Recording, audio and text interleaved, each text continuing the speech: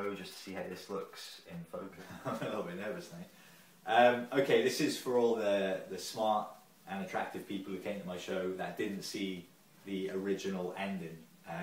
Basically, I did this for the first 3 nights. This is how the show was written, okay? First off, just to give you some background in case you didn't go to the show, this is the opening trick of the show. I'll explain what happened and you'll be amazed, and I might cut in a bit of video from the actual performance, and then I'll show you exactly how this works. Okay, so first off, I get a volunteer up on stage, a lovely volunteer. I make some excellent jokes about social networking and first impressions, and I ask the volunteer to choose one of the 6 photographs I've got laid out here. These are all genuine friends of mine on Facebook, and I ask them to choose anyone they like, and genuinely they can choose anyone. Say for instance they choose this one. They take the photograph and they look at it for a few seconds. I then ask them 3 things about this guy. I ask them what they think he does for a living, I ask them what his favourite movie is, and finally, this is a weird one, I ask them what his name is. And then I tell them they're correct, but of course they can't believe me because I'm a liar. So on the back of all these photographs is a number. That's not quite finished, that is finished. These numbers correspond with the people on the photographs. We phone them up live on stage. We then ask them those 3 questions, and wouldn't you believe it, every single one of their predictions based purely on the photograph is correct. Now how is that possible? In the show I gave 5 options. Option number 1 is that it's genuinely possible to get that much information purely from a photograph. It's possible, but unlikely. I know how it works, that's not how it works. Option number 2 was that the person that came up on stage to help me was a stooge, and that I had paid them a bit of money beforehand to simply repeat back the 3 things that I wanted them to say. Again, possible, quite likely in fact. It's not how it worked. And also, if you are thinking that, that casts certain aspersions on the person who came up on stage. You know, a bit of positivity here. Option number 3 is that all of these people were in on the gag and they were hidden around the room listening in, and then they simply repeated back to what they heard. Again, likely, but these wouldn't all come to my show at once. They're not that good friends.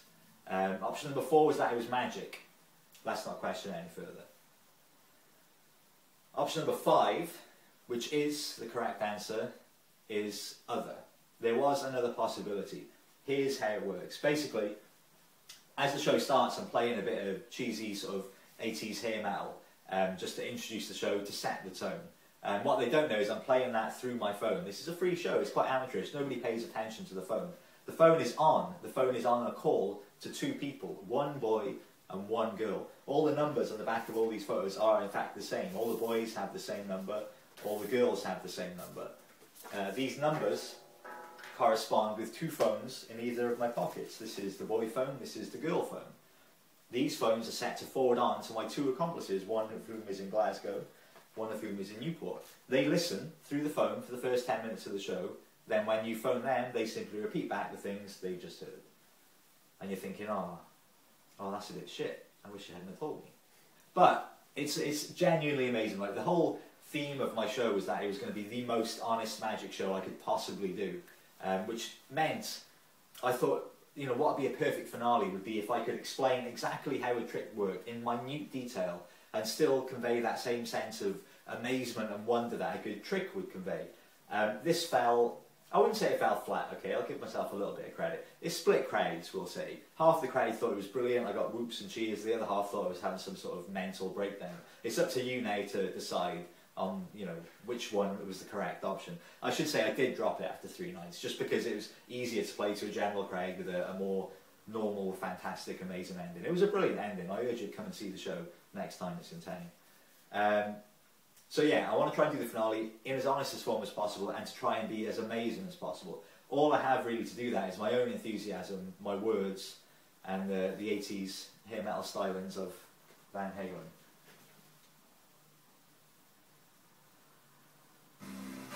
So again, just think for a second about what just happened. Someone came up on stage, and their first impression, they choose one of these photographs. I asked them 3 things about this person. I asked them what their name is, what their favourite movie is, and what their job is, okay?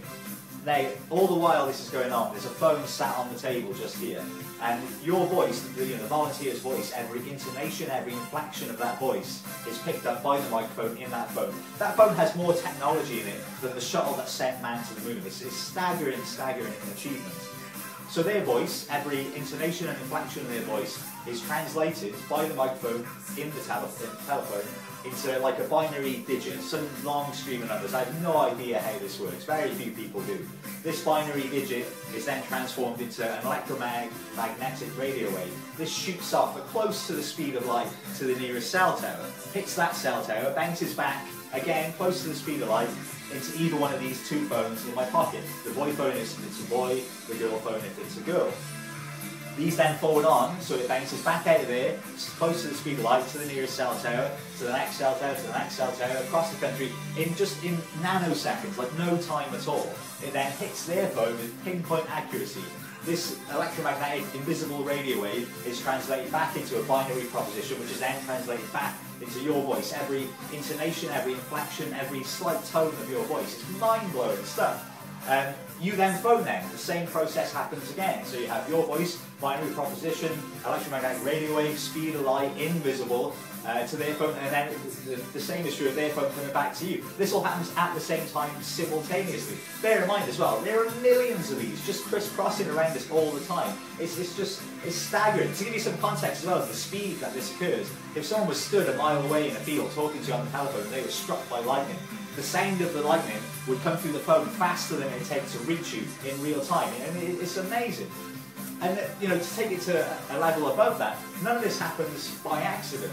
This isn't some naturally occurring thing. People had to invent this technology. Hundreds of years ago, some guy had to be interested in the world around him and discover radio waves. He then wrote papers on it. This was passed around among other men. They researched, they came up with their own thing, spent lifetimes researching this technology, coming up with new ideas, new inventions. People spent their lives discovered nothing. People dedicated their lives just to the interest in the world around them. All these scientists, all these great thinkers, these great minds, all iterating and iterating and iterating, spending their lives on it, creating rivalries with other people, iteration after iteration, to create these incredible pieces of technology we all carry around and take for granted. All this money, time, effort, power, ingenuity, invention, all this stuff, so a guy like me can do a trick in a basement at the bar at the Fringe for about 20 people.